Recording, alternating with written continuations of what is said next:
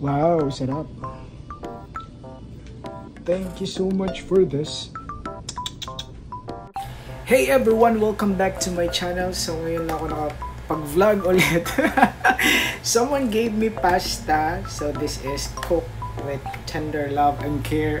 So dahil na-miss ko tong pasta na to nung nasa Cebu kami. So nilutuan niya ako ng pasta. Actually kumain ako kanina after ng workout. So gusto ko tikman ngayon, midnight snack ko. It's already 1:30 AM in the morning. So nagutom ulit ako. So titikman natin guys kung masarap ba tong pasta niya. Kasi chef ng Dubai ang nagluto nito. And gustong gusto ko talaga yung pasta na ginawa niya nung nasa Cebu kami. So tingnan natin kung masarap ba siya guys. So yan na. I-mix muna natin tong pasta sauce niya sa taas. So yung ingredients niya pala may mushrooms, may breast chicken, at ano pa. So isang ganito yung binigay niya sa akin kanina. So let's see kung masarap ba.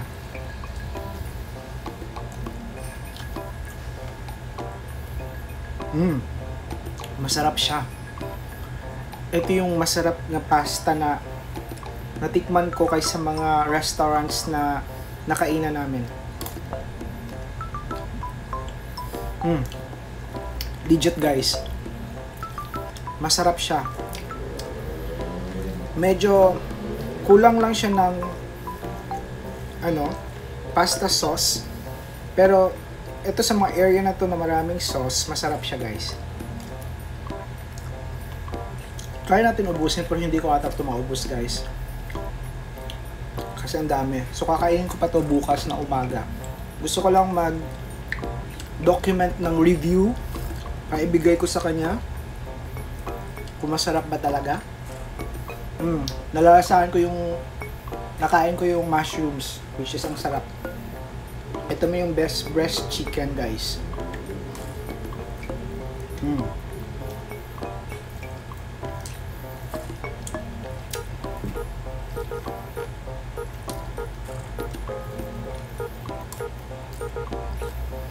Masarap siya. Pero hindi ko ata maubos to guys ha.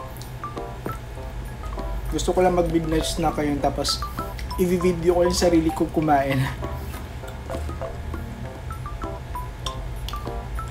Just to say thank you sa paggawa ng pasta sa akin. Request ko to nung Holy Week pa pero ngayon niya nagawa.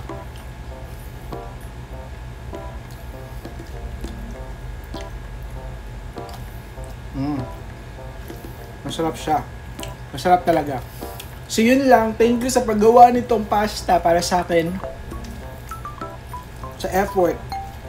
Masarap talaga siya. Namimiss ko parati yung pasta na to.